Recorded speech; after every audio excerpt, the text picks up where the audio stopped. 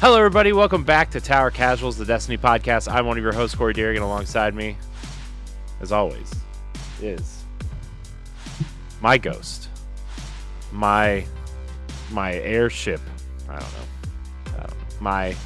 My favorite co-host on the Citadel. Bringing back that favorite, Josh Finney. Hi, Corey. Hi, Josh. I was not prepared for nicknames tonight. It's okay. You know, it's been a bit of a weird day. It's been a weird week. I won't say it's been a week, but it's been a weird week. It's been a weird week because I thought, first of all, we recorded a Boss Rush podcast on Tuesday instead of Wednesday this week. Mm-hmm. So half the day yesterday I thought was Thursday. And I was literally in the middle of texting you it's Tower Casuals Day. And then I remembered that it wasn't because all of my work podcasts record on Wednesday. You know, it's funny that you did that because I spent half the day waiting for a Schwab that never came yesterday. So, and I mean, honestly, with how small it is, they could have just kept it that way. So, I got really excited when I saw people sharing data mined images of Guardian Game stuff, thinking, "Oh boy, we got a Schwab today," and we did not. Nor is any of that in the Schwab. Yeah. I so fun fact. I was reading the TWAB and I already found two mistakes not in grammatical mistakes, not like mistakes for the game, but there's under where we talk about the Arbalest ornament has an extra space between the T and the apostrophe, and this is a question, and they end it in an exclamation point. Come on, guys. You know, it's okay. It's okay. I'm going to let it slide because the person who wrote it, this is their first TWAB. I believe it's the German community manager. Well, okay. Well, if he's so if I'm he's gonna make a slight exception here. Yes, I will excuse it this time, Bungie. This time. You know what's not getting excused though, Corey? On a more What's serious not getting note. excused? What? So we both said how it's been an interesting week. It's been a weird week. For basically the entire length of this show, we've been talking about like these mega leaks that come around like once, maybe twice a year. Yeah. And yeah, we're going to talk about this real quick. We're going to talk about this to start off, and then we'll go to Corey's show and tell for a lighter note. Oh boy, show and tell. So I'm not gonna name and shame. If you're chronically online like the rest of us, you already know who it is. But last Friday, Bungie comes out and surprises all of us. They tweet out on April 14th at like 3 or 4 in the afternoon. They tweet out, community interaction and engagement is central to Bungie and our games. For years, we've invited creators and other members of the community to confidential summits to provide feedback on the future of Destiny. This is a beloved part of the process, but relies heavily on trust. Breaches of this trust could result in our inability to hold more summits. We take these breaches extremely seriously and are taking actions to reinforce our policies with those invited to these internal meetings. So of course that set off rampant speculation as to who were the perpetrators. There has been there's been groups on Reddit and on Discord that have been sharing images for a very long time, that have been sharing paste bins, and it's inspired a lot of fake paste bins over the years. We ourselves have said that we're never going to talk about leaks simply until Bungie confirms or denies the validity of them, because things can change. Right. The one exception we've made is after the content is in game, we'll talk about hey, this came out quite a while ago, this leaked out. For example, like the Lightfall presentation, we knew about like 3 weeks ahead of time. The Witch Queen infamously leaked almost 9 months before it came out. And so all that happens on Friday, and immediately speculation centered on one specific streamer. Again, not gonna say their name. Just they've been a pretty big part of the Destiny community over the years, because they suddenly announced on their channel about 2-3 hours before this tweet went out that they would no longer be streaming Destiny 2, and made an offhanded comment that it was not their choice, it was Bungie's choice. Bungie had permabanned them, and that's that, and they were moving on. Said streamer went on to do an interview with Paul Tassi while asserting their innocence in the matter. Which, I mean, again, I think we've all learned from a few incidents in the past with this specific community. We should probably hold off on burning people at the stake until we know a little bit more.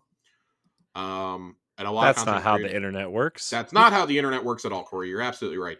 A lot of content creators, prominent ones that I really respect, were urging, everybody, hey, let's like calm down. Let's not jump to accuse this person because, I don't personally think this person would do it. Well, upon further analyzation of the images and stuff, people were kind of pointing out, like, it really looks like this person's taskbar down there. Like, it looks exactly like it. But it looks like it was a picture taken off of their desktop and shared to somebody else. Whether they're the original leaker or not remains to be seen. But then Monday night, and I have to emphasize that this was Monday night because it came out. I saw this when we were playing games at around like 9:30. A1 Johnny and I were in a chat together, and this comes out, and because our security and legal teams have reviewed irrefutable evidence, including video recordings, verified messages, and images demonstrating a pattern over time that confirm the same individual shared confidential information from community summits spanning multiple years. We are very disappointed to learn this information and wish that things had gone differently with this person. We do not take these actions lightly and are confident in our decision. This is our final communication on the matter. This individual stated in their interview with Paul Tassi that Bungie had just banned their game account, was not suing them for breach of NDA or anything like that. And I think that was largely out of respect for what this person has meant to the community, what they've contributed over the years, specifically in the PvE scene. And I think that by Monday night, that goodwill was probably burned up. I'm not going to speculate on who Bungie may or may not be suing, but I think if you continually go out there and keep bringing it up and asserting that you're innocent after they've probably asked you to keep your mouth shut on it, it's probably not going to go too well for you. Yeah, I couldn't say it would. I deliberately do not want to throw this person under the bus. It's somebody that I've liked their content for a long time. It's really frustrating to see. There's been other content creators that we've either been too slow or too quick to throw under the bus in the past. And I don't think this is necessarily hey, we're going to throw this person under the bus. It's not like they got exposed for cheating or for running around and I don't know, doing racial slurs, things like that. Like, they aren't being sex pests. They aren't, harassing minors, things like that. They shared confidential information, which is its own kind of problem, but like I think in terms of like a morality standpoint, far less egregious than the others. And it's like this person made a mistake, and it's a big fucking mistake. Don't get me wrong, that's a big fucking mistake. You're NDA'd, like, and need I remind everybody that it's not just Bungie. You've got the Sony lawyers now too. Yeah. So yeah, good luck with that one. Because you kind of went public and talked about what they told you they didn't want you to talk about. Right. So I don't know how this is going to play out. It is what it is. I know I personally would not be opening my mouth about any sort of speculation. I would let people's imaginations run wild. And I get that it's a reputation thing, but I don't remember who pointed it out. I want to say it might have been Liana, or it was somebody who works at Bungie and was like, hey, just so you guys know, we, like, all of us in this space, we talk. Like, you may think we all work at different studios. We all talk. Like, if you torpedo your chance with us or violate NDAs with us, you're probably not going to get as many chances with other, at least bigger studios ever again. Right. Like, this is a very small group of people that get to do shit like this. And you breach the trust of one of the more open studios out there, I think, when it comes to inviting people behind closed doors. And you couldn't keep your fingers off your phone, like, judging by when we started seeing the leaks that are circulating. Now, it's, for anybody wondering, it's for sure we knew it was relating to the Season of the Deep PowerPoint slides that we've seen, but they say pattern of years. We've had prominent leaks all the way back to Season of the Splicer. So who knows in that time frame what it was that got leaked out. We did see the internal presentation before the 30th anniversary, about 6 months before that, when we started hearing about that and the potential Halo weapons and things of that nature. That those, like, we saw blurry images of all that. I'm not going to say that person did it, but that's kind of when all this shit started. Right. Was back in like Q1, Q2, 2021. And it's been going on for 2 years now. So If they say they've got the evidence, I'm kind of inclined to believe that. Not going to sit here and speculate on what the person did or didn't do, but there's been some pretty prominent leaks over the years. There's been a lot of seasonal shit that's leaked out too. Who knows? Like who Yeah. fucking knows at this point? Like what did or did not come from this person? I would suspect there's definitely more than one leaker. I mean, because a content creator would simply not know the entire plot of the fucking Witch Queen 9 months in advance. Right. When I say the entire plot, I mean the entire plot. Yeah, I know. So there are definitely people who either work at Bungie or who have worked there who feel like they have access to the grind. It's unfortunate because, and I saw people trying to justify this, right? Trying to be like, well, if Bungie just communicated with us more and told us that things were coming, like theoretical power level changes, that's everybody's fucking heard about that by now, right? If they would just communicate these things, I'm like, motherfuckers, we are 6 weeks out from a content launch. Now we're more like 4, but it's like we are like 6 or 7 weeks out from this. You cannot possibly be telling me that, oh, well, it's justified because Bungie was never going to tell us that. They always save big changes like that to talk about in the weeks leading up to it. Right. They'd already told us there wasn't going to be a power level increase next season. How dumb do you have to be like, well, it's justified because this season is still like at the time of the leaks 2.5 months away. It's justified because Bungie never shares this shit with us. Like, no, y'all also got mad when they told us everything in advance. So pick one. Which one is it? Which one is it? Do you want everything fed to you on a platter and then complain about how like each season doesn't have surprises, or would you rather be mostly surprised and just know about like core mechanics like power level changes that are coming? I think I'll take option number 2 every time. Right. I don't know. I think this is just like, it also shows like who understands game dev and who doesn't based on, well, they could have just told us all this. Like, no, shit is always changing. You don't commit to something coming until you know you're going to hit that mark. If they could go back in time, I'm pretty sure they wouldn't bring up in-game LFG until this year. Right. Because that was already going to be a Q3 thing. I'm pretty sure they would have rather talked about it at the final shape reveal this year and been like, yeah, we're going to put it in beta this next season, then fully launch it in the 4th season. Yeah. I'm pretty sure Joe would love to go back and do that. Yeah. I don't know. I think this is all just like really, and then on top, and then on top of that, like immediately, maybe 48 hours later, we get Guardian Games data mines, which just, I was fucking howling seeing that. Gross. That's all I have to say is it's gross. I don't really understand why. I don't understand why people just can't like.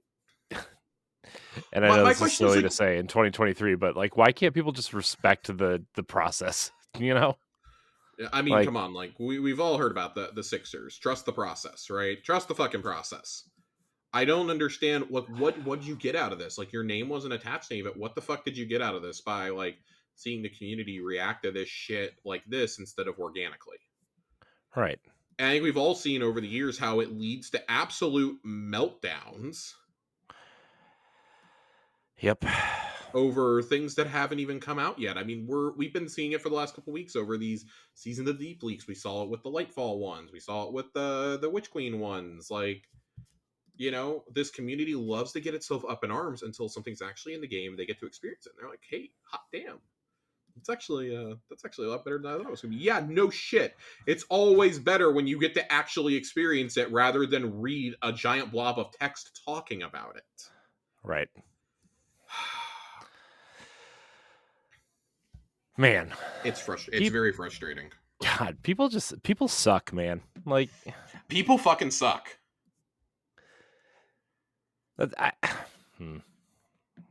Anyways, people suck. This is dumb.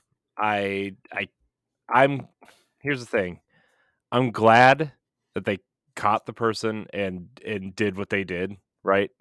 I don't wish ill will on anybody, but like, man, if you're going to continuously do this and do this and do this and you don't expect any consequences, like, man, Yeah, and then like act surprised when you got caught. Right. And be like, well, I didn't do that. Like, Right. well, survey Me? says. Nani? Yeah, survey says. Anyways, I think it's really this is just ridiculous and really silly. I don't Yeah. I don't understand. Like at the end of the day, it's just like I don't know. And which is my last thought. I don't know what you got out of this. I don't know what you got out of this other than seeing a community get riled up for no reason and then proceeding to be like, we need to stop complaining as a community. We need to like take a deep breath. Like, motherfucker, you're the one who put it out there. Right. The secret's out now. Golly. I just never meet your heroes. Never meet your heroes, kids. Never meet your heroes. Never meet your heroes. Unless it's Michael Rooker and you're having shots with him. Because that was a glorious moment. But Corey, I believe you have something lighthearted to steer us off this topic. You have show and tell. I do. All right, Josh, are you ready for this? I'm ready. So, I haven't opened any of them yet, really. Mm-hmm. But okay, these are not important. These ones are important. Okay, so I got me one of these. Oh, sealed. he got himself a Lightfall, ladies and gentlemen. He's got a Puka. Sure do. Look at that. We got ourselves one of these, Josh. Ooh. By my money, probably the best collector's edition they've done. Yeah. For Destiny. It's close between that and the Destiny 1 Ghost Edition. Yeah. Well, I have that too, but I showed that off last week. You did. And then, Josh, I got this to round out the celebration of the show, okay? I may end up acquiring myself a Beyond Light one eventually. They're getting expensive, man. I know. I really just want the Shard of Darkness out of it is the main thing I want. Yeah. Well, you can buy that separately.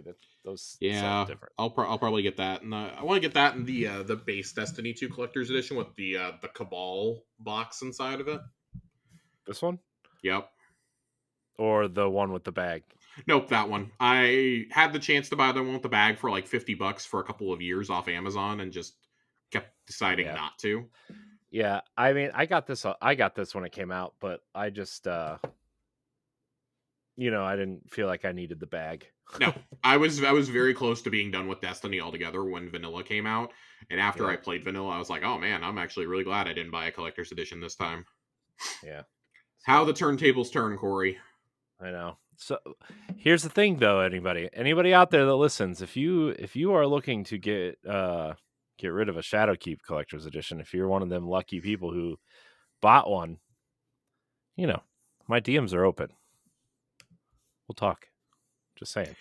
Throwing it out there. Whew, the Shadowkeep ones are they're getting pricey, my friend. I know.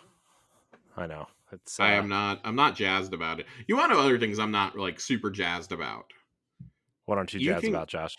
So I'm assuming that we've both played the story mission this week. There was a surprise story mission that was dropped on us. Surprise. At the end of it, and it was an okay mission. It was a nice little wrap up to the season. I did enjoy seeing some NPCs in the mission. I just wish they had actually been fighting with us and not behind, a glass pane. Right. It's basically just infiltrating the same ship from the third battleground. Shocker. But at the end, you have the opportunity to buy. I love how they phrase this. You have the opportunity to buy.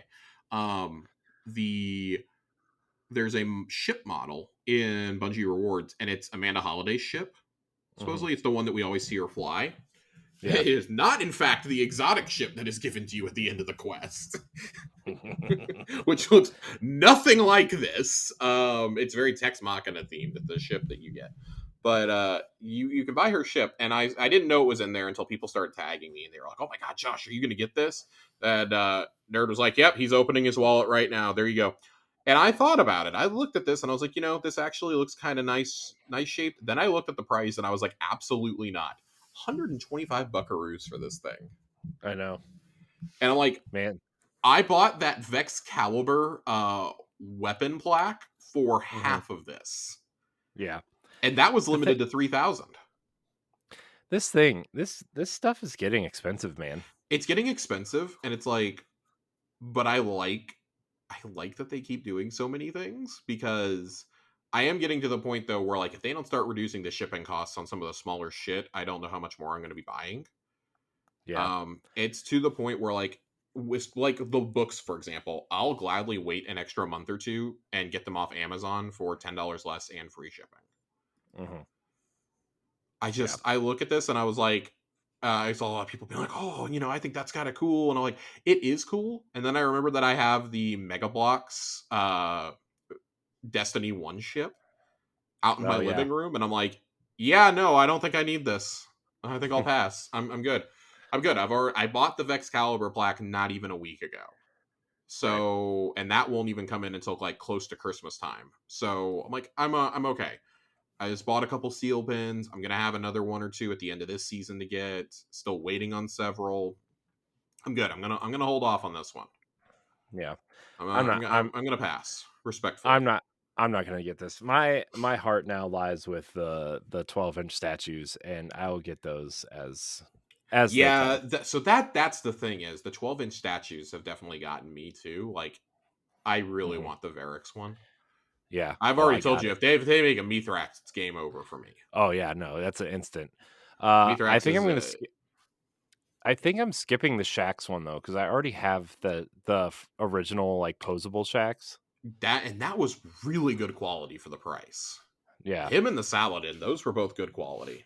Yeah. It's I have them McFarlane, both. so Yeah, I have them both. The only thing is I took the cape off of Saladin because it's like sandpaper material. It's kind of gross. oh, gross. Yeah. So Ew. like, yeah. So I have his head in a cape in a drawer, and I have his helmet on. I'm just to the point where, like, I'm clearly running out of room for stuff living in an apartment at the very least. Hmm. I'm running out of room, and I want to be a little bit more selective with what I buy. Right. I'll keep doing like the pins, because I'm gonna get a big board and put them all on there. I'm gonna get a Yeah. nice like design board. I might even buy the one out of the shop, frankly. Um, The octic or the hexagon mhm. looking one. Yeah. Yeah. I might get that to put some of my favorite ones on and leave a few in clamshell cases, like just pack away the rest. But even those, like, I'm starting to get more selective now that they're doing the raid and dungeon pins, which I like way more. Right. Those are cool. I was looking at them the other day because like I don't know, I was in the store and by the way, had a real scare with the store because apparently like some people's accounts were messed up Oh shit. and like I had had something in there and it wasn't showing up and I was like help.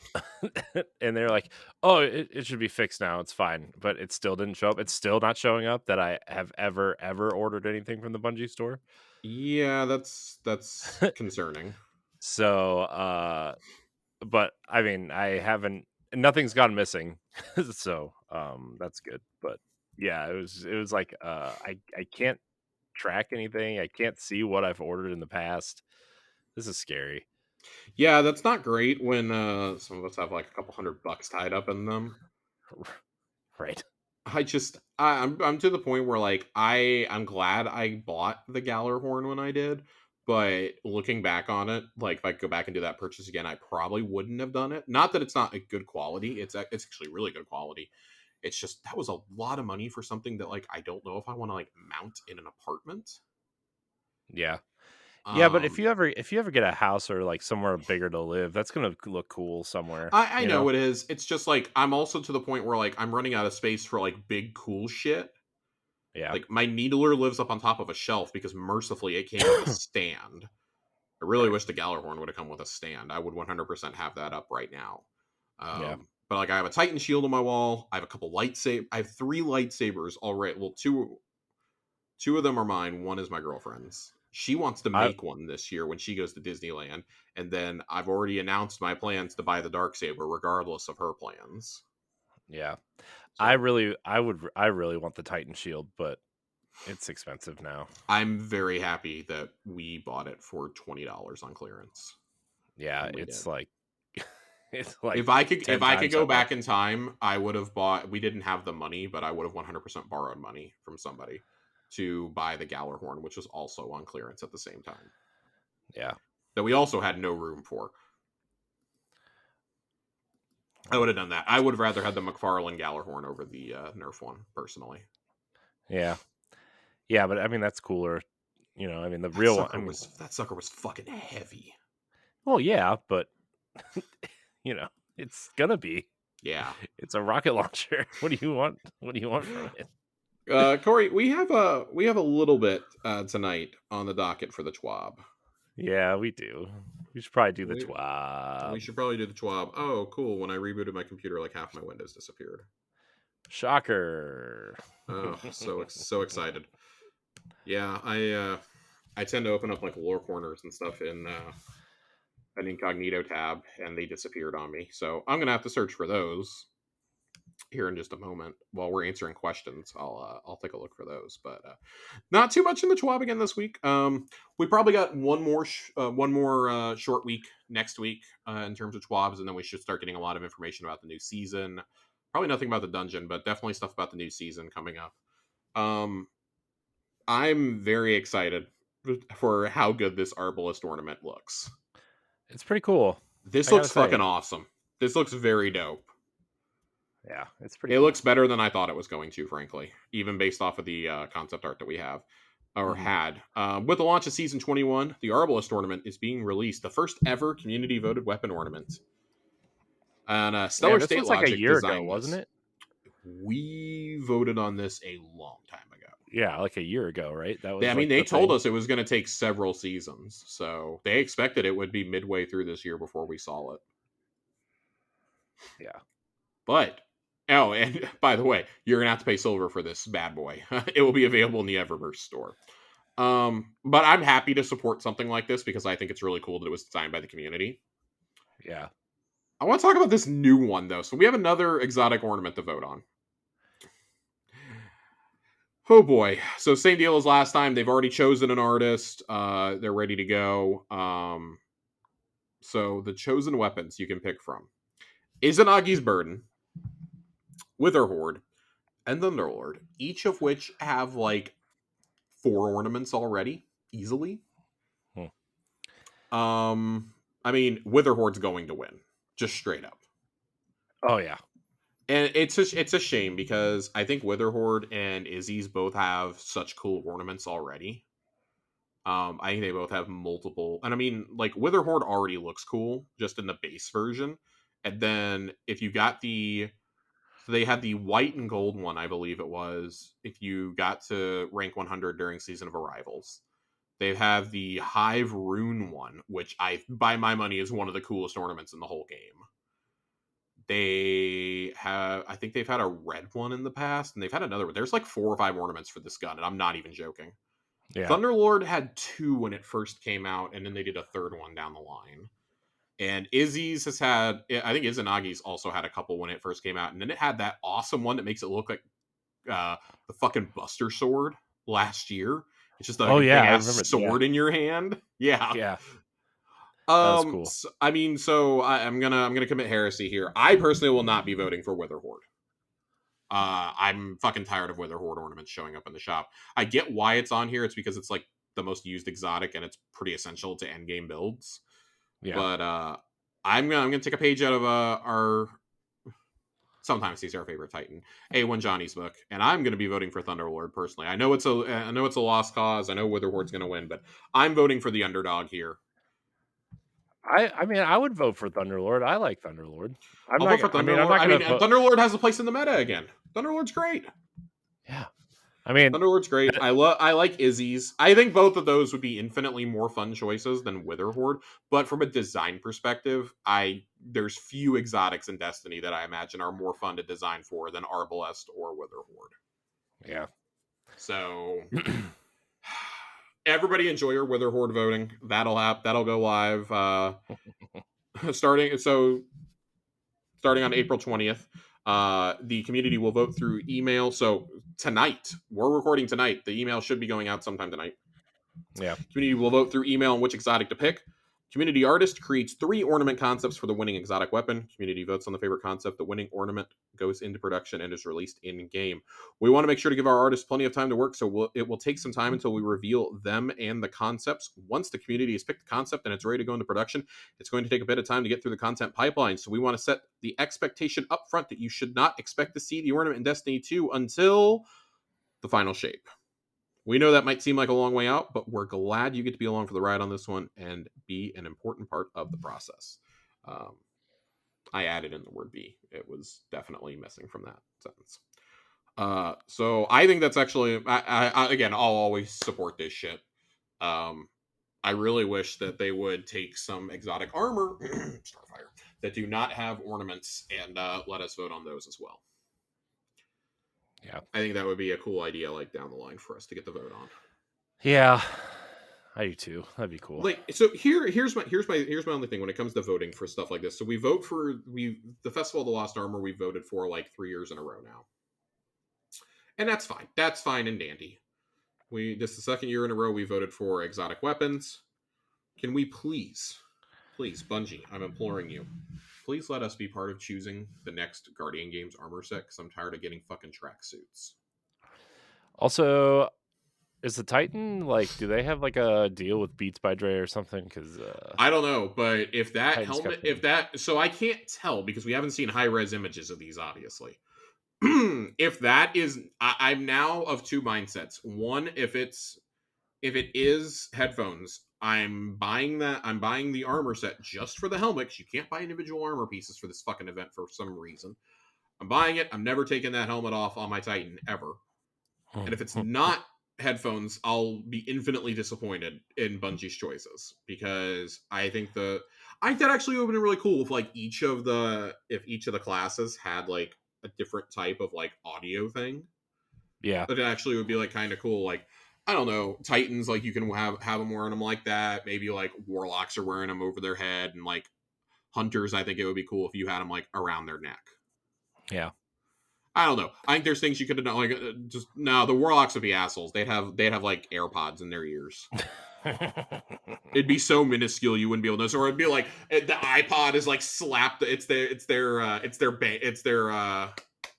what do you call it? Their bond.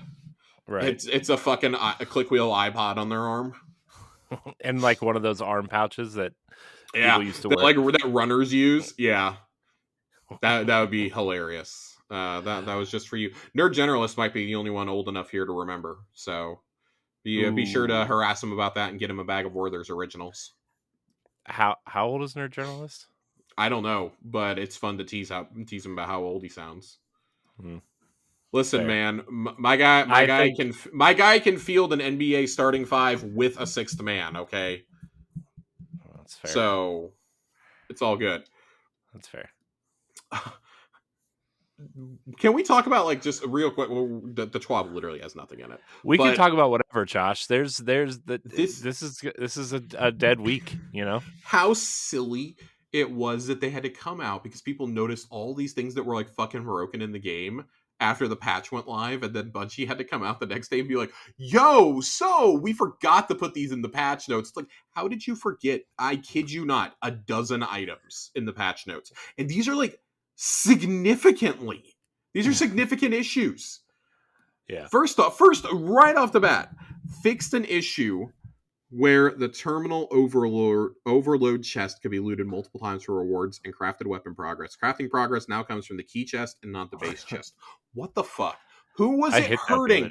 Who was it hurting to let us level up some of this shit quicker? Nobody. Awesome. Absolutely nobody. I promise you it was hurting nobody, Corey. I know it wasn't. It was quite helping, actually. Unfucking real. Grenade kickstart will no longer activate when using a grapple point. Unreal. Reduced super gains from ashes to assets by 50% when getting a grapple melee kill after using a grapple point. They basically killed grapple builds for Strand Hunters. Those are gone. It's gone now. Congratulations. Like, Strand Hunter just, like, I'm not going to say it sucks dick, but it's pretty close. It's like, it's probably pretty easily the most underwhelming subclass for hunters right now after this Yeah. change. It was like we were finally in a place where I think like most hunter elements felt good. Like you could at least make a build out of each element. Now it's like, why do I want to use Strand? You guys just nuked like the funnest part of using Strand Hunter when we have the multiple charges of grapple. Right. That's really frustrating. Oh my fucking god. It's unbelievable. Unreal. Absolutely unreal. The only things that are great now, that are good now, fall damage is now non-lethal to players. Previously, only collision damage was non-lethal, and heavy weapons will more consistently gain increased ammo capacity from the multiple reserves mods. But listen to this shit. This does not apply to rocket launchers, grenade launchers, heavy glaives, Leviathan's Breath, or 1,000 Voices. So you could have just said only LMGs. Yeah. Only LMGs. This is unbelievable. who was using it that much to like, I don't know. I was. I 100% was. I was enjoying having like 9 rockets in the chamber, Corey. I mean, I was too. I'm just saying, like, I also have been enjoying having like 600 rounds on what's it called? My fucking Void heavy machine gun that I've used so much since it came out. Retrofit Escapade. I've been like, that's basically my primary weapon right now, running around the game, because I come out of a battleground having made 150 fucking orbs in 10 minutes. It's great. Yeah, that'll do it. I'm gonna have a real problem when free volatile is not a thing anymore. I'm gonna have a really big problem. Sorry, Josh. This has been this was really frustrating to see, like an oops, we did it again moment. It's like, god damn it, guys. I thought we had this conversation more than once. You gotta tell us everything in the patch notes. You can't, like, forgetting one thing is that's fine. You forgot to put something in there. Cool. How did you forget 1, 2, 3, 4, 5, 6, 7, 8, 9, 10, 11? Yeah, 12. 12. There might be 13 here. There's a fucking baker's dozen, Corey. A baker's dozen. A baker's dozen. That was for you, Greg Miller. I know you listen. Big fan of the show. And then note issues. Everything fucking broke. Everything fucking broke, Corey. Yeah, sure did. Broken. Unbelievable. Volatile flow does not activate consistently. Why not? Why not, Josh? No idea. Insight Terminus Strike can produce bird errors when fighting the boss and capturing plates. Audio is distorted in certain activities. Check the audio issue workaround section above for guidance. That's never a good sign. The Guardian Game statue has the incorrect class displayed as a winner for the 2022 event. Some Guardian Games triumphs are activating earlier than intended, and as a result, the title tab now flashes as though something is unlocked. You'll be able to claim these when Guardian Games unlocks in 2 weeks. Zone Control does not display an increased Crucible rank modifier. Dying in the Hypernet Current Strikes boss room can sometimes get a player's ghost stuck in the floor. Quitter penalties were erroneously enabled with 7.0.5.0 launch for completing matches. Rewards are delayed upon completing certain raid encounters, with some rewards going straight to the postmaster. Players are reporting that Radiant no longer stuns barrier champs. Fire space may no longer be generated from grenade kills. What the fuck? What the fuck, guys? That's all I have to say. What the fuck?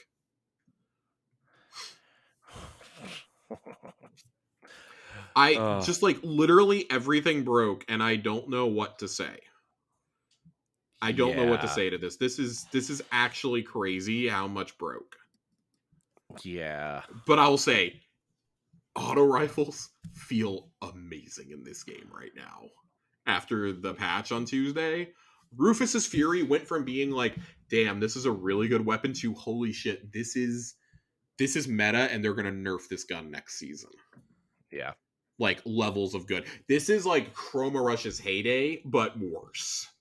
Because if you have it with Hatchling, you're spawning little demon babies everywhere. It's great. Demon babies. Little demon babies. Yeah. It's fun, though. I really have been enjoying... I've been enjoying that gun since the raid came out, and just happy that it's even better than it was. So... Speaking of demon babies, Diablo comes out soon. Diablo does come. We actually have a Diablo related question tonight. Ooh. Which we're actually going to read that right now. We're going to go into questions, Corey. All right, question time. Because God knows there isn't much to talk about in Destiny. I don't really like have much to talk about with the mission that happened. It's just like, okay, like it happened. But it wasn't really anything though. I mean, it was fine. It was a nice little bow on the season, I think. But yeah, I also think that just like leaving it where it was with Amanda's death was a really good place to leave the storyline, I think. yeah. With Zavala at her grave, I think that was a good place to leave it. But Yeah. alas, I'm not the one in charge of writing this game. So Nadiki suggested that we do a Tower Casuals clan favorite Mario / Zelda game poll. And I think Corey and I will fire one of those up in the Discord, and we'll read Yeah. it the week that Tears of the Kingdom comes out. But I told Corey before we started the show, because I wanted to give him a little bit of warning. I wanted what do you want? Do you want top 3 or top 5? I mean, I could do top 5 of both. Let's do top 5. Let's do top 5 of both. Okay. So where are we going first? Are we? Let's get Mario out of the way first. I think we'd both rather talk about Zelda. Let's get Mario out of the way first. Yeah. Okay. So for me, top 5. Okay. Mario 3, number 1. Okay. Mario 2, number 2. Mario 3D World, number 3. Super Mario World, number 4, and Mario 64, number 5. Okay, I'm gonna go.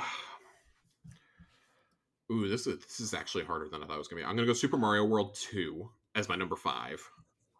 Ooh. I'm gonna go Super Mario Brothers number 3 as my number 4. To be clear, when I said Mario 2, I mean like the Mario 2 USA, not Lost Levels. Just want to throw that out. I'm going the one where you ride fucking Yoshi and you have a cape. Mario World? Yes. Mario World 2. Yeah. Wait, Mario World 2? I'm confused. I have not played Super Nintendo in a hot minute. Fine, I'm going Super Mario World. Super Mario World 2 is Yoshi's Island. Yeah, no, I'm going Super Mario World then. Yeah, I was talking about NES Mario 2. Yeah, no, I'm not talking that. No. I want Super Mario World. Give me Super Mario World, Corey. I got you. You can have Mario World. I'm gonna go. I'm gonna change things up a little bit. I'm gonna get a little spicy. I'm gonna go Mario Odyssey at number 3. Ooh, spicy. I really liked Odyssey. I thought Odyssey had the biggest change to like the core 3D gameplay since 64, and I really loved it. I think having to use the hat to navigate the levels was both fun and infuriating. Yeah. I'm gonna go Mario 64 at number 2 because I mean, yeah, it's just so great. Have you seen the Mario movie, Corey? I have not. Okay, I won't spoil a cameo in it, but I got very excited.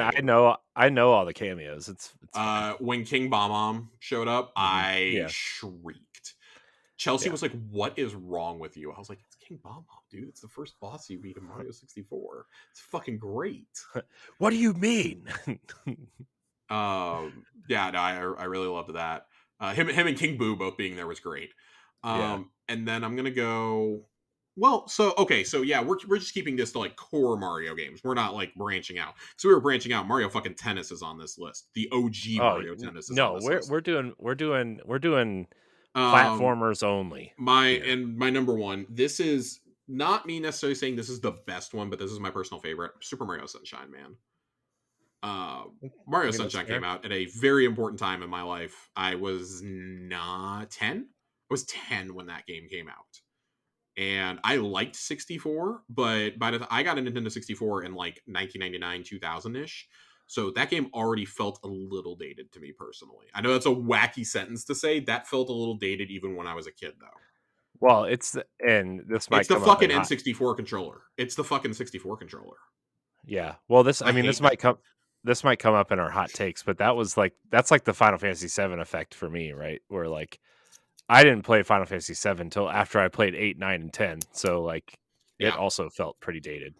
I played 7 after I played 12.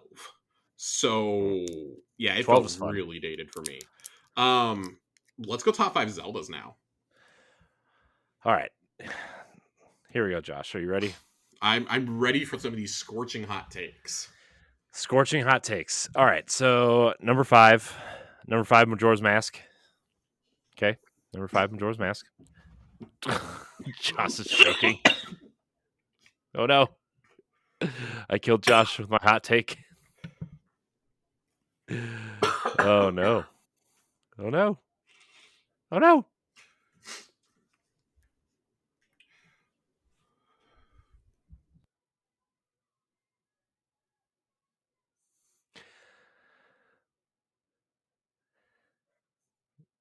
You're on mute, Josh.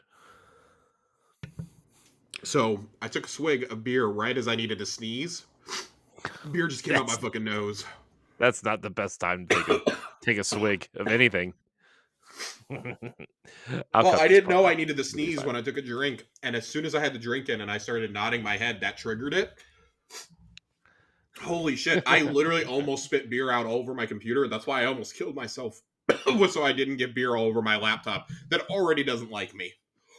Holy shit! My eyes and my nose are burning. All right, so Corey has Majora's Mask at number 5. Number 5, Majora's Mask. Number 4, That's Link's what I get Awakening. for drinking alcohol when we're talking about Nintendo games. Number 4 is Link's Awakening. Okay. Number 3 is what? Are you going with classic Link's Awakening or the one on the Switch? I mean, it's more. Because I think the one on the Switch is different enough to be its own game. I mean, it's really not that different. It looks different. It's still get lost in the forest. Josh is like dying over here. Oh, holy shit! I'm still feeling it like in my fucking nose. But I'll put it this way: I guess if I was to replay Link's Awakening ever, it's going to be the Switch version. Yeah. So I guess you can throw that one. Also, I just don't like getting the Game Boy out at this point. Yeah, I mean it's on the Switch online service now, so that would require me to use the Switch Online service, though. That's fair. Which is just ass cheeks. Yeah. All right, what's your number 3, Corey? Let's see. My number 3 is Wind Waker. Fair. Yep. Number 2 is Twilight Princess, and number 1 is Breath of the Wild. God, I fucking hate Twilight Princess. I love Twilight Princess. It was my dude. Oh, it's so good. So if I gotta go my top 5, and this is really hard, like y'all know me for loving Halo and Destiny so much, but The Legend of Zelda really was my first gaming love. What you're saying is your number 1 is the Link's crossbow training. No, I did try. I did want to buy that, and my parents wouldn't let me get it because of the Super Scope that came with it. Yeah, for the Wii, because my parents are actually gigantic pacifists and don't believe in guns at all. And they're like, yeah, you're not getting anything that looks like you're shooting something at the TV. So I never got it, and that's part of the reason why I sold my Wii, because I was so mad about it. I was like, all my friends have it, and then I realized nothing was good with it. So that I literally just wanted it for Link's crossbow training. So number 5, I gotta go Minish Cap. I love Minish Cap. I love the 2D Zeldas like way more than any person probably should. I would really kill for another 2D Zelda on the Switch right now. Was really hoping we would get one between Breath of the Wild and Tears of the Kingdom. I'm kind of shocked we didn't. I'm very shocked that we didn't. I'm shocked they didn't find a way to bring Link Between Worlds over. Excuse me. Number 4, I'm going to go Link to the Past. I love Link to the Past. It's the best of the pre-Ocarina of Time Zeldas, by far, like far and away. And I got to play it on Game Boy Advance for the first time, so I fucking love that game. I'll buy every single time they re-release that game. I'll buy it.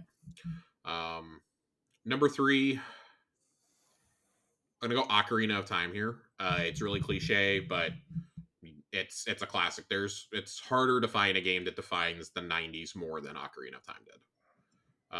Most of your open world games are thanks to that. It's true. Number 2, again, should come as a shock to absolutely nobody who knows me. Wind Waker. When I talk about Zelda being my first love, I loved Pokemon when I was little. I still remember getting Red when I was like 6 or 7. on my little black and white Game Boy. It was right before the anime came out. But it wasn't until 2003 where I was like, it went from like, hey, I kind of like playing games to holy shit, I kind of want to like do this forever. And here we are, literally 20 years later. It's 20 years now since that game came out, and I'm still talking about fucking Wind Waker. Stuck on 2 consoles nobody owned. What a shame. I still have my OG launch day copy in a box in my closet with my GameCube. I have my GameCube solely for that, Metroid Prime, and Smash Brothers Melee, and Rogue Leader. I still have Rogue Leader too. And then my number one, my number one is Breath of the Wild. Breath of the Wild is not only the best Zelda game; it's the best game ever made. Period. It's an amazing game. I'm really excited for Tears of the Kingdom in a couple weeks, Josh. I'm very excited for Tears of the Kingdom, and I'm hoping that somebody decides that it's time for me to finally grace a Nintendo podcast and talk about The Legend of Zelda after all this time. Intent. Well, Josh, you might get your chance. I think I should. I think that I have proven my Zelda credentials, even if I have no Nintendo ones anymore. I think I have Zelda and Metroid credentials. That's fair. Next question comes to us from Tiger Jesus. Do you think you and your best fire team could get world's first in any raid if you could go back in time? No, but I will say, and especially for Destiny 1, we figured out King's Fall relatively quickly. Now, granted, not world's first quick by any stretch, but we figured it out in like over the weekend, and that was with people who didn't take off work to do it, and had jobs and whatever. Right. But I actually think maybe we could have for Wrath of the Machine. The first time we did it, we got to the final boss room within like 6 hours. And that was opening weekend. I would say the only one that I could conceivably see the best fire team I've ever done it with possibly make it would have been Root of Nightmares. I would say it's probably the closest that I would have gotten, because we got to the third encounter in roughly 2 hours, if not a little bit less.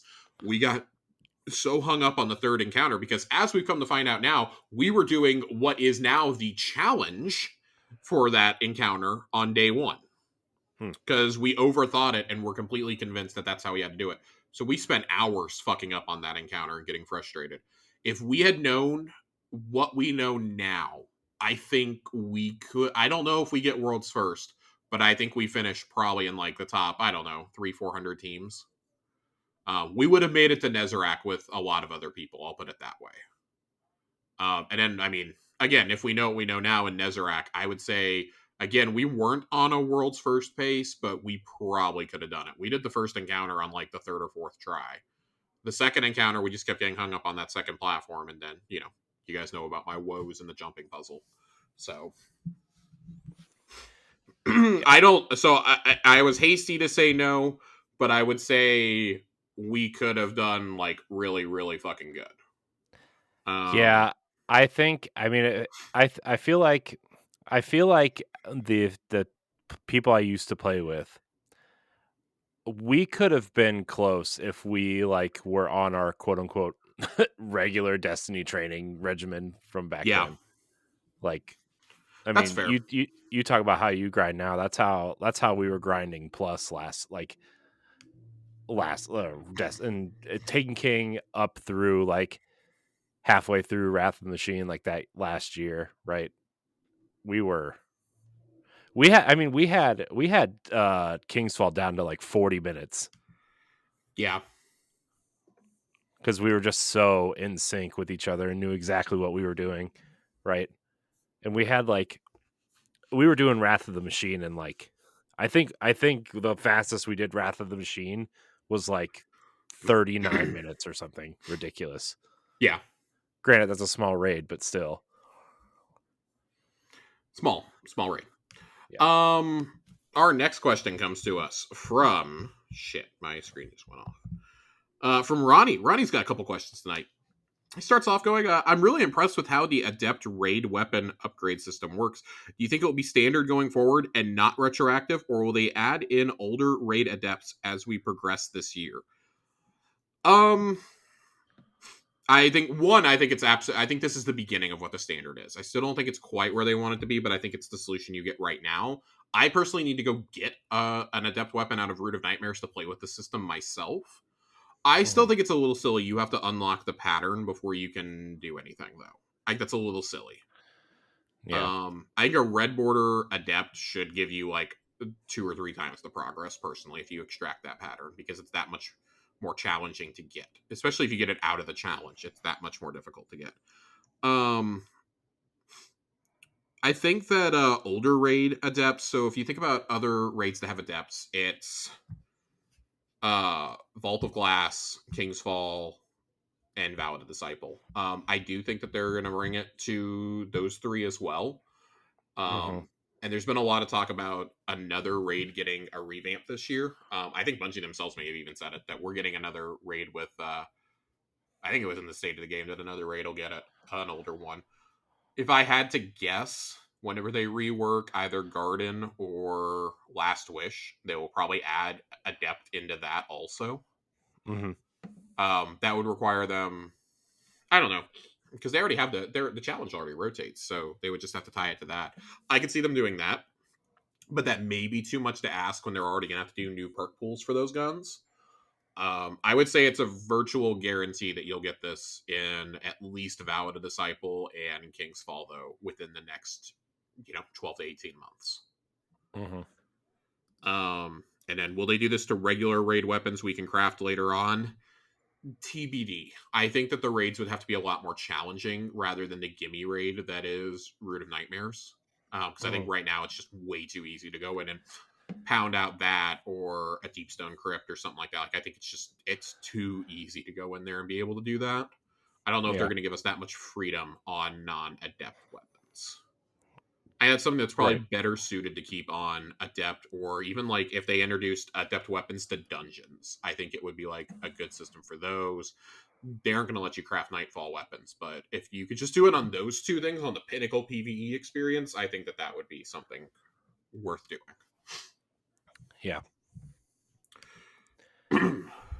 Corey, I don't know if you have any thoughts on that. No, I haven't been chasing this stuff, so I don't really have a lot of opinions on That's it. Fair. That's fair. Ronnie also asks, what is the last subclass power going to be, and what color will it be? I don't know how to phrase this, but I think it's going to be the darkness powers that we see Nezarec and Rolk use. It's going to be pink. I think it's going to be gold. I think a gold and black would be kind of because I mean, if you look at the darkness subclasses of Stasis and Strand, it's blue and black and green and black. I think that they could probably do gold here. Make it like, I don't know if you would call it like Ascendant or something. I think that would be really silly, but something along those lines I think would be good. I could see Titans being able to toss down like those little instead of it being a shield, they pop out one of those things that gives like everybody around them the extra health, so it kind of continues like that over shield type thing. But if somebody runs in and shotguns it, it's gone. I could see us getting an ability like that. I mean, Warlocks could shoot a beam out that's like the overpowering darkness that blinds the enemy.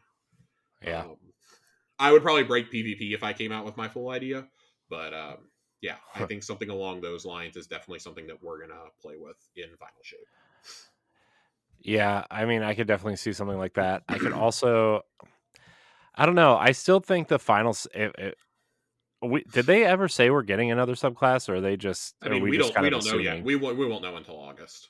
So yeah. I mean, if we did do a final one, I feel like it would almost kind of look like the way that, like the reason why I say pink is because like I look at when the Traveler was attacking the pyramid ships, right, and you just see all this pink growth, and then like you go into the raid and it's all these pinks and purples and Mhm. that kind of thing. And then you look at you just kind of, I feel like it would be something along those lines. Now, granted, if you're a Titan, it's probably just going to be another Hulk smash. But man, I don't know. I feel like there's different things you could do with it, but I feel like all the great ideas have been at least things that I would have said are taken, like like scatter grenades or tying people up like with strand, or I would almost say like you could warp people if there's some sort of I think warp. I really do think it's going to be a sabotage class, Yeah. like the full power of the darkness. Like we take it Hmm. from the witness when he dies or something, like because we're the one that Yeah. walks What if canonically it down the line, what if it's white? Like what if it's a white subclass, like the and it could be. skull smoke that's coming out of his head, right? Like what if that's something we wield? That weird I think that's stuff. part of his race. I think that's part of like I think a traveler fucked him up in the past, and that was something that was done to him. You think that's his entire race coming out of his head, or you think that's just something No, that I think happens he to just that got race? fucked up by the traveler or by the nine or whatever. Hmm. That's I mean that's one of the mysteries that we're going to be solving over the next year. Probably is why does You think Megamind look this way? you think that's like his personalities from other timelines? I also thought It about could that be. too. I Yeah. mean, it very well could be. Um, because as far as we So know, he's not aware that Elsie can travel the timelines. So, yeah, well, not travel them, but is stuck in a time loop. yeah. I also, Josh, stick with me. Stick with This is you. a huge stretch, okay? But I was also thinking, and I know this isn't true, but stick with me. So you look at a ghost, right? You look at this. You look at our little buddies here, these little Yeah, ghosts, right?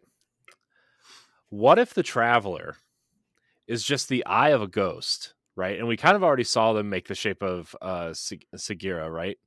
yeah, What if the pyramid ships are just the other parts of the ghost, and the traveler is just the middle of the ghost, that would be so annoying.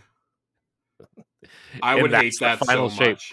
I and would that's the fucking final hate that. shape? I mean, it could be. I would fucking hate that. I don't know how you would even begin to rectify that storyline, but yeah. Just throwing that out there because they're all pyramids, and they could I mean, all kind fair. of It's easily fair. be pieced together like this. Something I was thinking about the other day when I couldn't fall asleep. Well, Corey, we got a fair mix of Destiny and non-Destiny related questions here this week. I So know our we do. first, it's funny. Everybody decided to give us Star Wars questions this week after last week. Ronnie Of course asks they us did. to rank the Star Wars Disney Plus series. Oh God. So I'm going to say straight up, we're ignoring the animated ones. Yeah. I haven't watched any of the animated Yeah, I ones, think to be that's too fair. hard to rank, and like I very clearly have not watched past like the first half of the first season of Bad Batch. I watched the first episode of Bad Batch. I'm like, I'm not finishing this. I did love the anime anthology, but I mean it's just that it's non-canonical, but it was really cool. Yeah. Visions was awesome. But with that aside, so we're gonna rank we're not ranking individual seasons. It's just a straight up live action shit. So So what do we have? We have Andor, the Mandalorian, Obi-Wan Kenobi, Obi-Wan, and is that? I feel like there's. What are we missing? There's one Book more, of Boba right? Fett, the Book of Boba Fett. Yeah. I don't know. I kind of feel like that's a I Mandalorian. think those are the four. Those are the four because everything else is animated. So Yeah. I think. I mean, I think there's a clear ranking here. I think Book of Boba Fett's the worst, and then Obi-Wan is third, and then the Mandalorian, and then Andor. That would be my ranking. um yeah, I definitely agree with the bottom two. Book of Boba Fett's definitely the worst. Obi-Wan Kenobi is higher, but not by much. Like Hmm. it's actually like really minuscule. Like the fight with Vader pretty much saves that series for me. Yeah. The I final fight with see. Vader, by the way. I understand that show is not good, but I liked it anyway.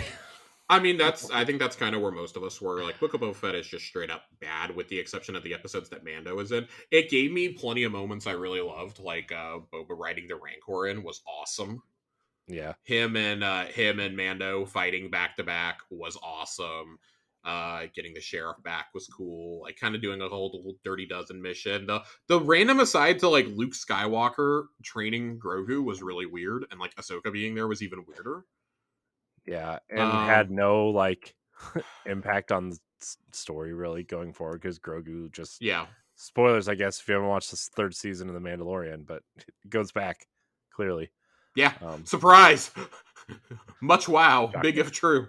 Yeah. I would definitely say, so for me, I like Mando more because it's more fun, but Andor is clearly the better made show, like far and away. Yeah. I think it's actually like alarming how good Andor's production value is compared Andor's so to good, man. literally everything else. Well, this is what happens when you hire an actual fucking filmmaker to make your series.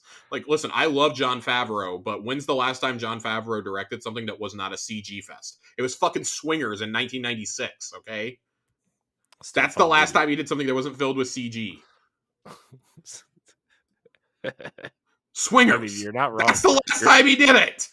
I mean, you're not wrong, but Almost 30 years ago. here, Listen, I love Jon Favreau and Dave Filoni, but holy shit, there is a stark contrast between them and Tony Gilroy. yeah.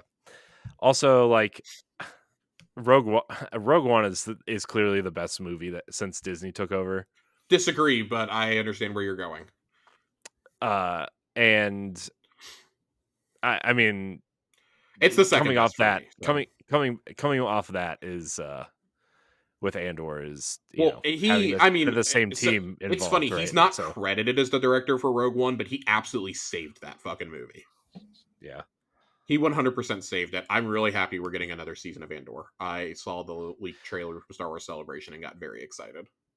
yeah. I kind of am worried that one season, the first season took place over a year, and this one's supposed to take place over 4. That kind of worries me a So little bit. originally, But Andor was supposed to be. We're gonna go deep on some Star Wars shit here. Andor was supposed here to be we five go. seasons originally in its original Yeah, pitch, and I'm actually really happy they're not doing that because it would take like a whole decade to do this, and I don't think Tony Gilroy and well, I mean Diego Luna isn't doing shit, so maybe he'd enjoy doing it.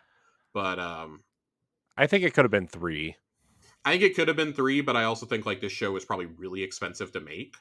And they clearly are doing like not all, but a lot of the filming on location and taking like a lot of care. I mean, the second season is coming out in August 2024, and we already had a 2-minute trailer for it at Celebration. Like Yeah, they're taking a lot of care with this series, and it's a character that I think like most of us didn't give a shit about. Let's be yeah. totally honest. I No, heard that Cassian Andor had a show. It took me months to get around to finishing this. yeah. I was just like, I don't. I mean, when I watched Rogue One, he was like, okay, he's cool, but like, you clearly want K2SO is the Yeah, you character in 100%. that And that's relationship. the big thing. Like, I really was hoping that season 1 would end on him meeting K2 Yeah, or reprogramming him. I'm gonna be really disappointed because I mean, when the show was pitched, like I was at Celebration the year that the news came out, and Alan Tudyk was like, "Hell yeah, we're doing this," and I was like, "Yes, mhm, yes." And then nothing. They've made it really clear that like COVID was a big part of their decision to like scale back on this yeah, series. yeah, And that's fine. I think they were also like a little bit worried, like, are people really going to be invested for 5 seasons? And after how good season 1 was, yeah, I would have watched a few seasons of this. But I'll take what I'd rather have 24 really good episodes than like 24 and then like it kind of like tapers off towards the end. Like yeah, it's gonna have this after season 2 is over. It's gonna have the same amount of episodes as Mando currently has at the end of season 3. So I think yeah, that's a fine place to end a story. I'd rather have too little than too much. yeah. So let's talk about the Mandalorian for a second because I finished the third season Yeah. today. Spoilers if you have not watched the season 3 finale. Yeah, I'm like, I don't know. I feel like I'm missing something with the Mandalorian because I'm not as high on the Mandalorian overall Um, as I other think people, I guess. a lot of people have felt that this season, and I don't necessarily Well, disagree with I you. mean, I feel that overall, like since the Yeah. beginning. Oh, well, see, like I fucking love it. I liked that it was different, and like it didn't. I liked that it didn't have anything to do with the Force, and then it just kind of became like. And I'm glad that like this season seemed to kind of get back to the Mandalorian of it all, and not like Grogu's Jedi adventures. Yeah, Um, but I'd be lying if I said that, like, yes, I understand the shortcomings of this season and of the finale in particular, but goddamn if I wasn't like jumping out of my seat. Because it was fan servicey, but to an absolutely absurdly delightful degree. Like, I don't fucking care. I don't fucking care. I had fun. It reminded me why I love this show so much, because so Yeah. much of it is Din Djarin and Grogu. Yeah. And that's I, why I love it. Like, so I obviously we're going spoilers here. The Bo-Katan plot, yeah, that was really bad. That and Gideon is rough, but every scene that was Din Djarin and Grogu was outstanding. mhm. It just them teaming up to take down the Praetorian Guards was just vintage. This is why I fucking love this show. Yeah. This is why I love it. The him bringing him into the Mandalorian clan and saying this is my apprentice and I'll adopt him as my own. Like Hmm. it's something that we've known since season 1, but like him just saying it makes it, and like his full name being Din Grogu now. Hmm. The shot of him, this is what I really want to talk about. There's two shots in particular in the finale. One is all the clone tanks that you see of Moff Gideon that is clearly Hmm. leaning up to the cloning crisis, and that's going to be part of Heir to the Empire. He's not gone. He's 100% not gone. Oh no. There's no way. There's no way. You don't cast No. Giancarlo Esposito and then say, "Oh yeah, we're just going to fucking kill him like this." And it was a dope scene where Grogu uses the Force to save Din and Bo. That was awesome. Yeah. So that's pretty clearly tying into Ahsoka, maybe into Skeleton Crew, and absolutely the movie. Oh, I forgot that Skeleton Crew was coming. And then, Jude man, Law. the scene that just has been living rent free in my mind is him and Grogu at their home on Navarro. And if they Yeah. hadn't included the scene with him talking to the rebel pilots, I would have 100% said, "Damn, that's actually a pretty good place to end this show." Yeah. And I think that was planned as the end before Rangers of the New Republic was canceled. And they had to work those plot lines into these shows now. Yeah. Like season 3 of Mando was pretty clearly influenced by that, Yeah. in my opinion. Yeah. So, like, okay, cool. If 4 is just Din Djarin and Sons exploring the galaxy, like an adventure of the week type show, kind of like how season 1 was, I'm here for it. Totally here for it. Tie it into Heir to the Empire at the end. Cool. We're good. Yeah. There's gonna be something that brings him back to it. But Yeah. I was like kind of okay with, even if that means like, because they've kind of hinted in some interviews this year that yeah, when we say the Mandalorian, it's not just Din Djarin anymore. Like, there's a reason why Bo-Katan was credited as a co-star this season, or it's like an Yeah. actual star, why Katie Sackhoff was. Yeah. Plus, I mean, Pedro Pascal's kind of not there right now either. To be Well, and fair. that's why they didn't take his helmet off, Yeah. because somebody else actually plays him in the suit. Yeah. The whole season, it just says voiced by Pedro Pascal. It doesn't even say Yeah, played by. You know. and So that's why they were able. That's why he was able to still do both. But if Last of Us is going to be a multi-year commitment, I could see them being like, okay, we won't retire the character, but we're going to pull back a little bit. We're going to pull back just a little bit. And I mean, I could see that character being like a side character in other things moving forward too. I You mean, he'll know. be a side character, but I do 100% because they've already said they're doing season 4. John Favreau Yeah. says he wants to keep doing adventures with these two. It doesn't feel old to him yet, but I think like there was a sense in his mind of wanting to get back to like an adventure of the week style thing, Yeah. rather than these overarching plots to retake Mandalore and the dark Yeah. saber and shit like that. Well, the dark saber's gone now. Yeah, the dark saber's fucking gone. Don't know that. I mean, and listen, I'm an old EU purist, so like good. Yeah. The Darksaber was a fucking super weapon in the old EU that a Hutt used. So yeah, that's just kind of like wrap up. I really love where the shows are going though. Big fan. I'm gonna watch Ahsoka. I'm hyped for Skeleton Crew. Skeleton Crew is literally Goonies in Star Wars. I'm Yeah. excited for that. I'm excited Yeah. for that. Acolyte looks awesome. That Yeah. show looks fucking rad. Yeah. It's gonna be cool. And I'm really just like on my hands and knees praying that Lando actually happens, because I've never needed something more than 6 episodes of Donald Glover hamming it up as Lando. You think this is gonna be the sequel to Solo?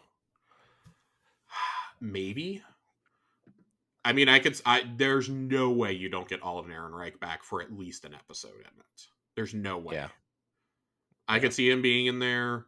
But I really do think that I think they'll end up doing the series because I'm pretty convinced that the original heroes are going to show up in whatever Heir to the Empire adaptation happens. However that looks down the line, I'm pretty sure that they recast Luke and Leia, and then they use Alden and Donald to be Han and Lando, respectively.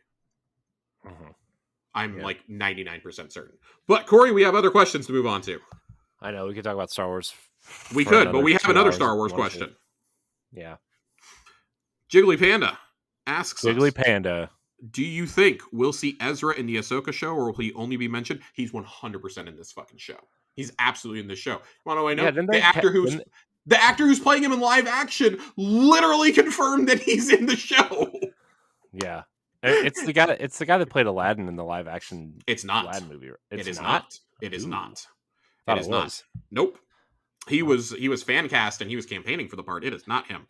And then Jiggly Panda also asks, what is your very early game of the year winner from the games we have seen or have been announced so far? I don't like deciding things that haven't been out yet. But if I had to go based on things that I've played, and I'm going to cheat a little here because I'm going to break my own rule. Because I played the beta so much, right now it's Diablo 4. And I think we got a big enough chunk of Diablo in the beta. It's the entire first act that I feel like I can confidently say that. Yeah. I'm going to go right now. I mean... Yeah, of games that have come out in the year of our Lord 2023. I mean, honestly, it's probably Hogwarts Legacy right now. Okay. I thought you were going to say Resident Evil 4 Remake. I don't like scary games. So. Oh, I thought you liked RE4. My bad. Okay. I never played the original, really. I mean, I played a little bit of it, but I'm just like, I don't like these games. Shame. So shame. Shame. You can shame me all you want. Shame. Game of the year watch the rest of the year, though. 100% for Corey and I. It's Tears of the Kingdom. It's Zelda. Oh yeah. It's Zelda, and to a lesser extent for Corey, but 100% for me, Starfield and Baldur's Gate 3 are the other ones. Yeah. For anybody wondering why I don't have Spider-Man on that list, I'm very excited for Spider-Man, but I am a different level of hype for Zelda, Starfield, and Baldur's Gate. Spider-Man's going to be amazing. It's one of the core reasons why I bought a PS5 was for Spider-Man and God of War. I'm very excited for Spider-Man, but yeah. I think in a dead period after like Summer Games Fest and Gamescom and stuff, I think we should revisit this kind of discussion. Yeah. Because I mean, the second half of the year, we don't know anything. Well, yeah, most companies have been like really quiet because things keep getting delayed. But very curious to see. Final Fantasy 16 also. Final Fantasy 16. Very excited to see if the rumors about Persona are true, because there's word that Persona 3 remake. Yeah, well, we had the leaked video of it the other day, which looked awesome. Too. That looked absurdly good. Really hoping that comes out this year at the very least, and that we get that Persona 6 announcement. We'll revisit this talk though, because we're going to have other slow parts of the year. So we might do like a quarterly check-in on this. Yeah. We got another Destiny question. Ooh, from A1 Destiny, Johnny. You say. Josh, where is Toland? Why haven't we seen our little wispy boy since Prophecy? I have no idea, man. I genuinely thought when I saw that we were going into the Ascendant Plane for Battlegrounds this season, I 100% thought that he would show up here. I'm very surprised that Toland isn't a part of it, but at the same time, I feel like we've almost moved past our need for Toland to be a character in the game. Eris has gotten past her trauma. And I'm not saying that he's tied to, I mean, he's part of Eris's fire team, but I'm not saying just because Eris is gone, Eris is kind of taking a backseat doesn't mean that Toland has to. I just think that, to always have him in Ascendant Plane stuff feels kind of weird, but at the same time, if you were going to bring him back into the narrative, next season is the time to do it. Season of the Deep is the time to do it, if you're going to do it. Yeah. Because it sounds like it's going to deal with, the Hive and things like that. We know how obsessed he was with the Hive. Right. I think that would be the time to bring it. And Johnny also asks us, is there any chance of a Toland and Asher team up? Yes. We've seen that the Taken can infiltrate the Vex network. Yeah. And Tolan, or excuse me, Asher has basically become one with it. I do think that Asher is going to emerge from the network in some form. Maybe not in his actual form, but like in the form of a Vex, like a Vex mind, maybe. I think it would actually be really cool if him and Toland interacted that way. Yeah. But I think that that would be like, that's like more of a fan wish than anything that would like logically be able to be squeezed into the next 2 or 3 seasons. Yeah. I could see it. I mean, So I could see it happening, but I think it would be like, if it happens before the final shape, it would be more pure fan service than anything. I could see that being something that we deal with post final shape, maybe in the uh seasons after. uh I could see that happening, but I don't think it's like imminent. yeah. Saint 14 asks us, since we already have Sussy Sundays, can we get Shot Saturdays? Every third episode of the month, we make Josh do a GM solo on the pod. Every curse is a drink. Every GFC is a shot. I needed Discord to back me up on this. No, because I would die of alcohol poisoning 10 minutes in. So Yeah, that's not going and to happen. it would take a lot of work to find another co-host that's half as good as Josh at Fair. explaining all this stuff. So I also am going to flag that as pass. Knox asks us, he has a question for each of us. For Josh, what class will you be playing or maining in Diablo 4? And are there things you would like to see changed or added onto that class in the full release? I'll be playing a Necromancer on my first playthrough. I really fell in love with the like the Raising of the Dead and just like having a mini minion army running around. They've already changed one of my, not complaints, but one of my observations, which is just that those skeletons stayed alive way too easily. I think like on when you're playing solo, they should probably be upped a little, but when you're playing in a group, I think that nerfing the health is perfectly fine. Um, as for what can be added on, we only got to see up to level 25. I really want to like play with the more like complete suite of powers before I go like trying to change things. I really only got to play around. I played around with this, and I played around a little bit with Barbarian. Um, but right now, Necromancer feels it's OP, but it feels good. Like it's fun. It's that fantasy. It's that fantasy game fantasy that I want. And Corey Knox asks, "Do you have any more spicy hot takes on D2 or otherwise you'd like to share with us?" Oh my gosh. Give me a hot I take, mean, Corey. what kind of hot take do you want, Josh? Anything. Give me one. Give me a hot take. Oh my gosh. I don't know without any context of like what we're going to talk about. Like What's the hmm. most overrated Nintendo franchise? Oh god. Mario. That was not very satisfying. I mean, I I don't was know what really more to hoping tell for you. something spicy. I think a lot of people would actually agree with that one. I mean, I mean, I What's would the most go what's the most overrated Marvel movie of the MCU movies? What's the most most over. overrated one? Oh my god. Yeah, there we go. I'm gonna give you a hard one. Thor Ragnarok. Oh god damn you! I hate you. We're not letting Corey give hot takes anymore on this show. Between this and the Bethesda bullshit, he's done. Good thing you asked me about movies and Nintendo and not about like real video games. God. Let it be known, Ed. Corey does not consider Nintendo games real video games. Nerd asks, He knows that. We argue about that all the time. When Destiny 2 ends, does this become a Christian Minecraft podcast? Fuck no. And then Fox Hold on. closes. Go Before ahead. there's this there was oh my god. I have to send this to you, this video. Are you okay, Have you Corey? so the god, what the fuck, the wedding song that's like cha cha real smooth. Have you ever seen Yeah, the weird Christian version of that? unfortunately. Oh my god, that's so fucking I have funny. absolutely seen it. Oh man, Oh just boy. thinking about it makes me laugh. Anyways, but no, we're not gonna turn into a Christian Minecraft. No. Peace, No Christian peace, Minecraft podcast. peace And be then with you, Fox. though. peace, Some peace be religion with you. says that. Peace be with you, my son. Fox asks, "Do you guys still love me even if I'm an Adam Sandler hater?" No, Yes. mm. Oh, well, the jury is divided. Yes and no. I mean it depends. You know what? I'll let him stay. It's fine. He has been a really good raid leader for us. That's true. He got me through Root of Nightmares. He did get you through Root of Nightmares. Did you get an exotic out of it? I did not. That's a bummer. I didn't get anything really that great out of it, but it was fun. So That's fair. That's fair. Well, Corey, we have two lore corners this week because I wanted to catch up a little bit since we skipped it last week.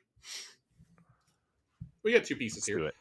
both from this week, as a matter of fact, from this final mission Final of countdown. the season. Man, I'm really hoping we get some fun Guardian Games lore because I really enjoyed the story about the Guardian bookie. Yeah, I really enjoyed the bookie and the what was it, the Elixir last year that we're betting on it too, watching it in Spider's Bar. Yeah, I really enjoyed all that. This one is from the book Sightlines. It's a book about Devrim that we get this season. This is number 6, The Battle Within. Guardians and civilian functionaries bustled past Devrim as he made his way towards Zavala's office in the tower. The graying scout took a deep breath and was discomforted by an assault of body odor, pollution, market spices, and the sharp sting of aerosolized ether. He suddenly yearned for the clean forest air of Trossland. He knocked sharply on the office door and it opened it tentatively. Zavala beckoned him in. The scout sat beside the commander's enormous desk, which was cluttered with minimized displays and blinking holographic reminders. Each, Devrin assumed, was an urgent waiting orders. Thank you for stopping by, Zavala said. I know you're busy. Devrim arched his eyebrows. I suppose that's relative, Commander. He gestured to the field of demanding messages. Zavala dimmed his desktop display with a wave of his hand. That's exactly what I wanted to talk to you about. As the Vanguard has grown over the decades, leadership is getting further and further from the civilians we're protecting. I can imagine, Devrim replied sympathetically. It seems as though the tower grows taller every year. Indeed. Zavala fixed Devrim with an inscrutable look. Was it fatigue, regret, resentment? But the moment passed. We need a fresh perspective from the ground, the Titan continued, matter-of-factly. Someone who understands both the Vanguard's missions and the civilian populace. An attaché of sorts who can help us coordinate with local governments. I'd like that person to be you. Ah, Devrim replied. He had feared something like this was coming.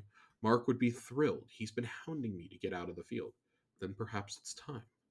I appreciate the offer, Devrim replied tactfully, but I'm afraid I'm not ready to put down my rifle just yet.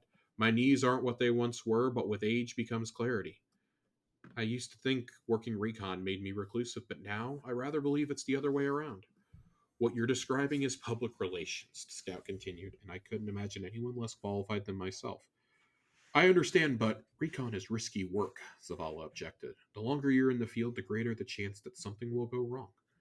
That's true, Devrim admitted, but as dangerous as it is in Trossland, no battlefield frightens me more than this one. He gestured again to the barrage of unanswered messages. I'll take my chances with the Shadow Legion, thank you. Zavala leaned back in his chair and frowned. I'm disappointed. He turned his attention to the array of messages. But I understand. Not a day goes by that I don't miss the field, actually seeing results instead of just reading about them. The commander sighed. I accept your decision, but if Mark ever asks me why you're still in the field, I won't lie, he cautioned. Devrim chuckled nervously. That's a different mission altogether. So a couple takeaways here. We know that Devrim doesn't have a whole lot of contact with the Guardians of the Tower. yeah. But this whole book has really been about him and, him growing tired of being out in the field and also, his interactions with Mark, who only recently has come into the lore over the last year or two. And that's been really, really nice to see. But he talks about this and talks about it. And I think this is interesting because I think this kind of gives us a rationale for why he remains in that tower after all this time. Because Trossland is dangerous. No, it's not. It's a bunch of level 1 fucking dregs out there. There's a whole bunch of Guardians out there testing weapons. Devrim is safe. Trust me. So I get it from that perspective. Something else that comes to mind really quickly is a line from The Wire where Zavala, where Lance Reddick is talking to the prosecutor that works with major crimes, and she's like, "Oh," and Lester gave me this condescending look, and it's funny because hearing in Zavala's voice, it kind of sounds like, oh, it should be like Zavala, somebody saying it about Zavala. And Lance Reddick goes, "Did he look at you over the top of his glasses?" look at you and not say anything, and has had this look on his face of, I'm the father you never had, and I'm very disappointed in you. That's kind of what this feels like here. Like, Zavala is being everyone's fucking dad. And, like, he's trying to tell Devrim, who is clearly a grown ass man, what he should do with his time. Yeah. But I get where he's coming from. Like, Zavala doesn't have a lot of people around him he can trust anymore. Yeah. You know, Saladin and him had only recently started talking again, and Saladin's now on, a Cabal cruiser for life. Crow basically is not allowed in Zavala's sights anymore after the bullshit he pulled. Right. Ikora and Zavala have been growing distant ever since Cade's death. He doesn't really communicate with Eris. His friends are Marasov, and that's about it. Marasov. Yeah. Oh, he likes Hawthorne, I guess. And he just lost his surrogate daughter, so which Also true. that's the next part of our lore corner, is because I've seen some complaints of, oh well, we never really get the impression that Zavala and Amanda are close, and that's true. So they heard that and they said bet and started beating us over the head with it. This is Brazen Spark. This is the ship that you get from the end of this final quest of the season. Zavala glanced past the flight instructor to the clock on the wall. He was becoming impatient, but meetings like this could not be rushed. After which, she gave me a bent grape, the disgruntled teacher concluded. Is that bad? Zavala inquired.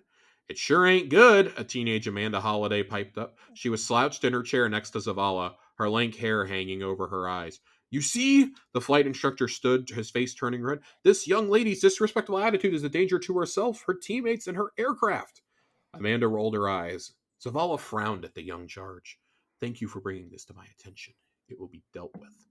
The flight instructor shook the commander's hand. I hope so. Amanda shows a lot of potential, and I'd hate to see it wasted. After they'd been dismissed, Zavala walked with Amanda across the hangar bay. He gestured to a Hawk airship. Do you know how those ships are made? He asked. The sullen teenager shrugged, her eyes downcast. It takes a lot of people, Zavala continued. Scrappers risk fallen attacks in the Cosmodrome to find the materials. Machinists get burned. They lose fingers forging the parts. Mechanics throw out their backs to keep them running. Yeah, so? Amanda scoffed. When you talk back to your instructors, Zavala replied, or you think you're better than their lessons, you're not just disrespecting them, you're disrespecting all the people who built those ships. You make yourself unworthy of their sacrifices. One day you'll be a pilot, the commander stated with certainty, and you had better hope that all those people gave the same respect to their jobs that you owe to yours. Though she didn't raise her eyes, Amanda nodded sheepishly. Because otherwise, Zavala concluded, you'll never get off the ground.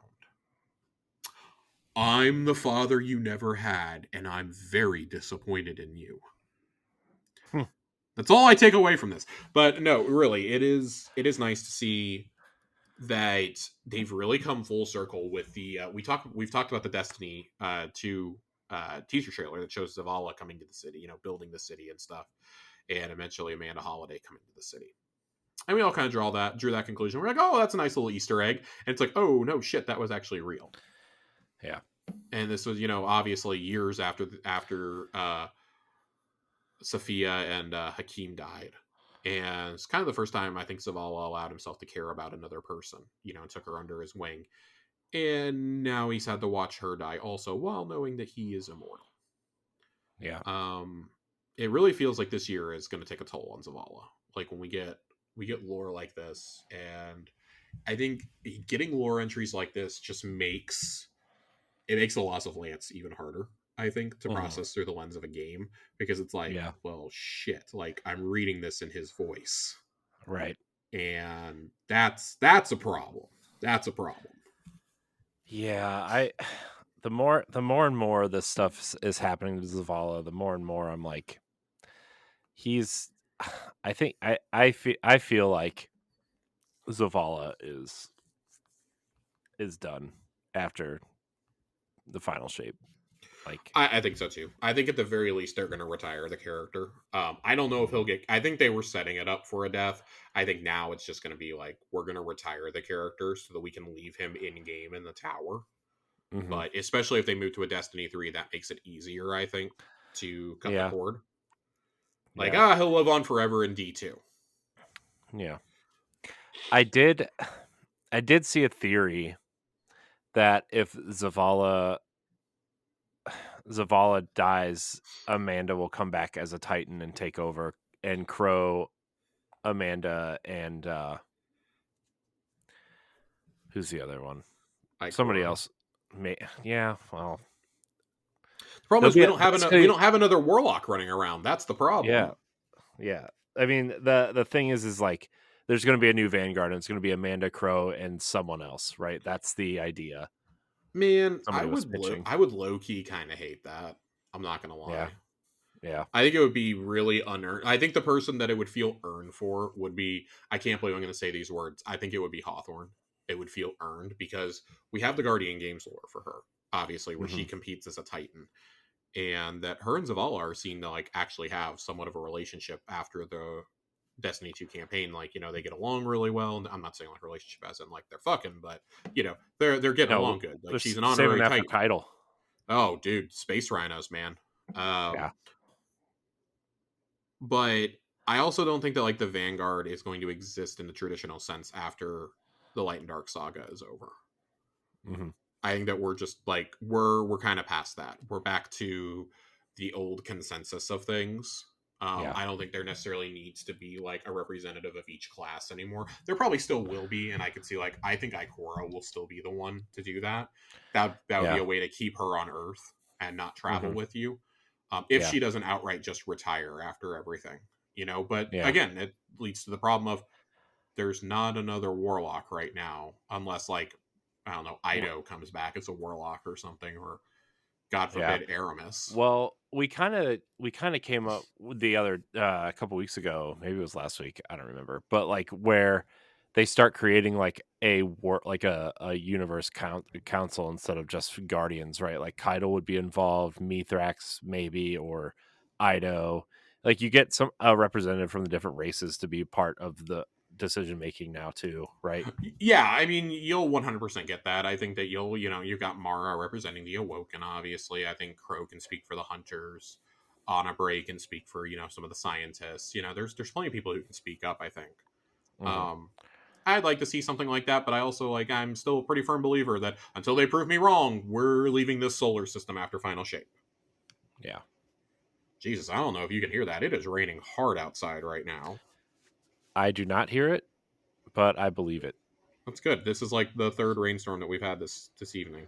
So, but Yeah, it it's is moving up this way loud. too. Yeah. So, So, mm. but I think that's going to do it for our lore corner tonight, Corey. Yeah, it was a good one. It was a good one. It's time to prepare for Guardian games, a little Iron Banner. I'm going to play some Iron Banner tonight right now actually, I think, before I go to bed cuz I can. A little what? So, Iron Banner. Iron Banner's not up this week. Is it not? Iron Banner Maybe it's returns at reset on Tuesday. this coming week. Never mind then. Yes. Pass. This coming Tuesday will be your final Iron Banner of the season. So go get that shader. I will 100% be earning it. I, I have not I will played. not be playing Iron Banner tonight then. Momentum control is up. It's true. SWAT. Hmm. You can go play some Gambit. Bank those moats, buddy.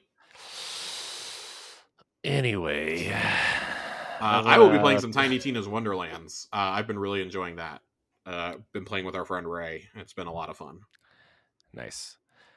Maybe I will play some Resident Evil 4 then because we have a book club coming up for that on the Ooh. other show. So I need to beat that this weekend. So I'll do that. And Corey doesn't like horror games, so I don't. So I will say if you don't like horror games, RE4 is probably the best one to play. yeah. Because it was the one that like made the shift like, yeah, it's still horror, but it's like more action than horror in a lot of ways. Especially the remake. The damn bear traps though, man. But you know what we're getting next week? At the time this show goes live next week, I'll be playing Wars. Jedi Survivor. 139 gigs on Series X and PS5. I know. It's like 147 on PC. It's only hilarious. 40 on the Series S. I was like, I may be playing this on my Series S without the next gen textures and without the 4K. And like That's probably insane. 30 frames a second. I don't fucking care. I don't fucking care. I'll do it. I'll do it. More power to you, man. I think that's going to do it for us tonight, Corey. It is. I want to thank everybody for watching and or listening to this episode of Tower Casuals.